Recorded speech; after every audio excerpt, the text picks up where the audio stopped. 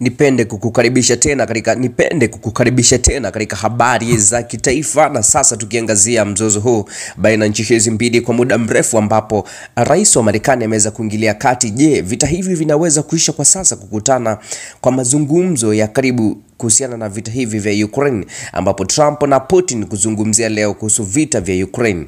Rais wa Marekani Donald Trump atazungumza na Vladimir Putin wa Urusi leo kuhusu kukomesha vita vya Ukraine, huku kukiwa na makubaliano ya eneo na Kyiv na udhibiti wa kinu cha nyuklia cha Zaporizhzhia huko huenda ukahusika katika mazungumzo hayo. Tunataka kuona kama tunaweza kumaliza vita hivyo, Trump aliwaambia waandishi wa habari akipanda ndege ya Air Force One wakati akielekea Washington kutoka Florida. Labda hatuwezi, lakini nadhani tuna nafasi nzuri sana. Nitazungumza na Rais Putin siku ya Jumanne. Kazi kubwa imefanywa mwishoni mwa juma. Trump anajaribu kupata uungwaji mkono wa Putin kwa pendekezo lake la kusitisha vita kwa siku 30 ambalo Ukraine ilikubali wiki iliyopita.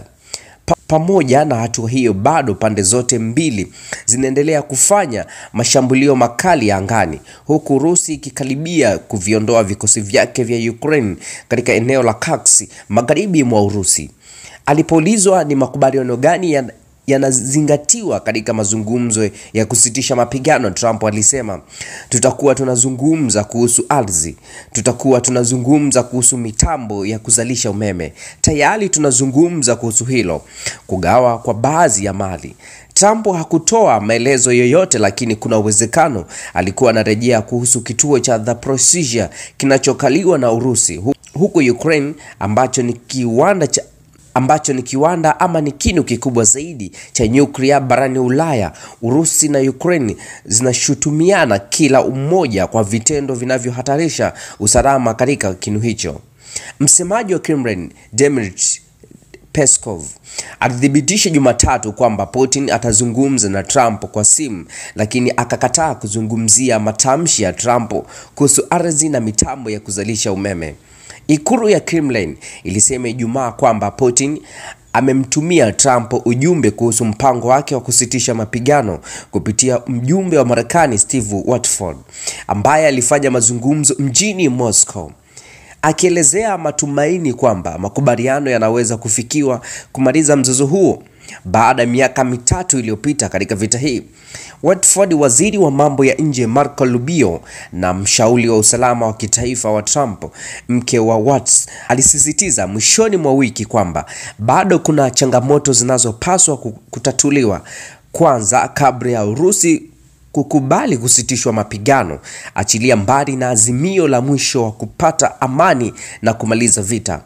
Kupitia mazungumzo haya na kukutana kwa vigogo wawili wa dunia yanaweza kuleta matumaini ama kuleta vitu chanya vitavyoweza kupelekea vita hivi kusitishwa.